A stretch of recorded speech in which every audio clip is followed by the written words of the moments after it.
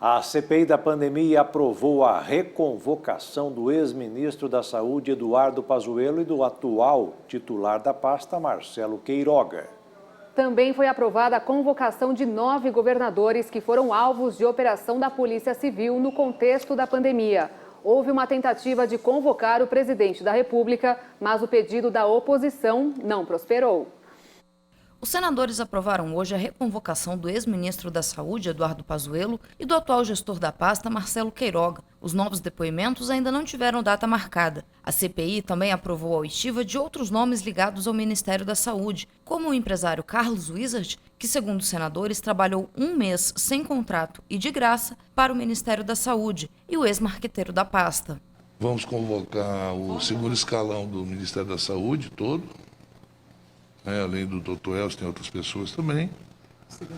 O Arthur, que apareceu num vídeo, num site, né?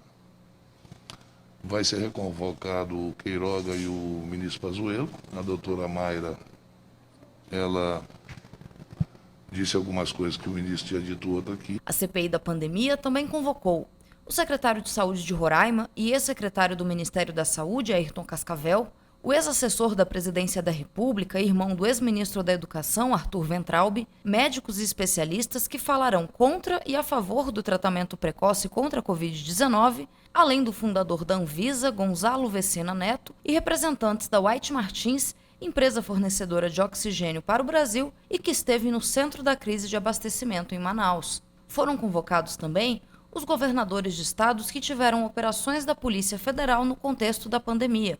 São eles: Wilson Lima, governador do Amazonas, Helder Barbalho, governador do Pará, Valdez Góes, do Amapá, Marcos Rocha, governador de Rondônia, Antônio Denário, de Roraima, Ibanez Rocha, governador do DF, Mauro Carlesi, governador do Tocantins, Wellington Dias, do Piauí, Carlos Moisés, de Santa Catarina, além do ex-governador do Rio de Janeiro, Wilson Witzel, e a vice-governadora de Santa Catarina, Daniela Rainer. Antes da votação, os senadores se reuniram secretamente em uma sala por mais de 1 hora para construir um acordo sobre as convocações. Mesmo assim, houve intenso debate. O vice-presidente da CPI, senador Randolfo Rodrigues, apresentou o pedido para convocar o presidente da República, Jair Bolsonaro. O pedido não chegou a ser votado. Houve bate-boca e desentendimento sobre se o pedido era ou não legal. O senador governista Marcos Rogério definiu o pedido como uma piada e uma agressão à separação dos poderes. Foi uma tentativa de blindagem aos governadores.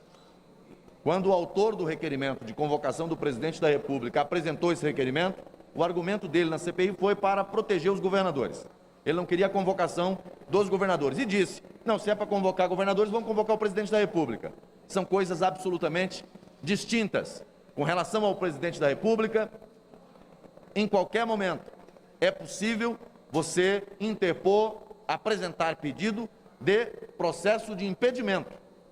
Em CPI, isso não é possível. Por quê? Porque você está diante de uma violação gravíssima, a chamada separação de poderes. Poderes. São apenas 3 os poderes da República: Poder Executivo, Poder Legislativo e Poder Judiciário.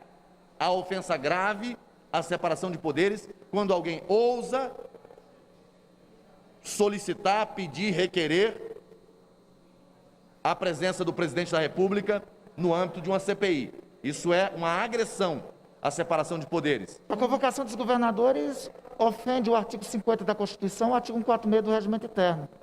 Se puder eles virem, então o presidente da República virá também, né? Também não prosperou o pedido para convocar prefeitos de capitais onde a Polícia Federal realizou investigações no contexto da pandemia. O presidente da CPI, senador Omar Aziz, havia anunciado na sessão de terça-feira que 12 prefeitos seriam convocados, mas na reunião secreta na manhã desta quarta-feira ficou acordado que o tema ficará para depois. O senador Eduardo Girão criticou. Que é o critério estabelecido por esse grupo que fez esse acordo, né, que é o G7, que é a oposição, e depois levou para que nós referendássemos, e eu levantei e não concordei, que eu achava que tinha que cumprir, pelo menos, as operações da Polícia Federal que tiveram em estados e municípios. E só começaram com governadores. E as grandes capitais que estavam divulgadas, né, que tiveram operação da Polícia Federal também, foi descartado. Então isso pega mal. Nesta quinta-feira, a CPI da pandemia vai ouvir o diretor do Instituto Butantan, Dimas Tadeu Covas, sobre a produção de vacinas contra a Covid-19 no Brasil.